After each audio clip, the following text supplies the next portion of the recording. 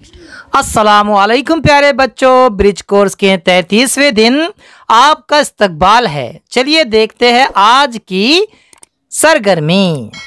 प्यारे बच्चों, आपको गूंदे हुए आटे से या फिर गूंदी हुई मिट्टी से शेप्स बनाने हैं। देखिए कौन कौन से शेप्स है। ये पहला शेप है, आप जानते हैं, इसे हम पढ़ चुके हैं। ये है स्क्वायर, ये है ट्रायंगल, ये है सर्कल, ये है हार्ट, ये है स्टार, ये है रेक्टेंगल, ये है ओवल और ये है डायमंड। ये 8 शेप्स आपको बनाने हैं क्ले की मदद से। आगे देखिए, you can use Dove clay. प्यारे बच्चों, आप डव यानी गूंदा हुआ आटा, क्ले वैसे बाजार में मिलते हैं, आप वो खरीद कर भी बना सकते हैं या फिर आप गूंदी हुई मिट्टी से भी बना सकते हैं। ठीक है ना।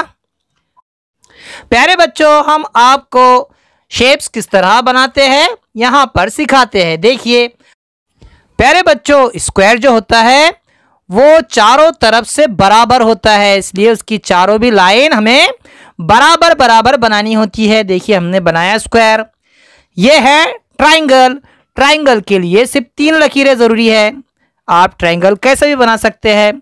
सर्कल के लिए आप चूड़ी इस्तेमाल कर सकते हैं या फिर आप सिक्का इस्तेमाल कर सकते हैं या किसी डब्बे का ढक्कन इस्तेमाल कर सकते हैं गोल, उससे सर्कल बन जाता है।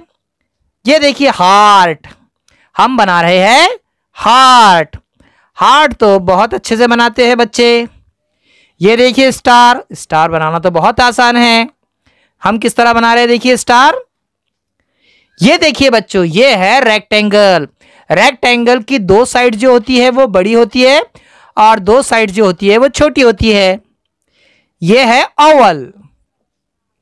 देखिए ओवल किस तरह बनाते हैं, उसका एक हिस्सा थोड़ा लंबा होता है अंडे की तरह।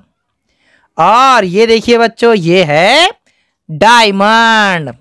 जिस तरह पतंग होता है ना, उस तरह बनाते हैं डायमंड।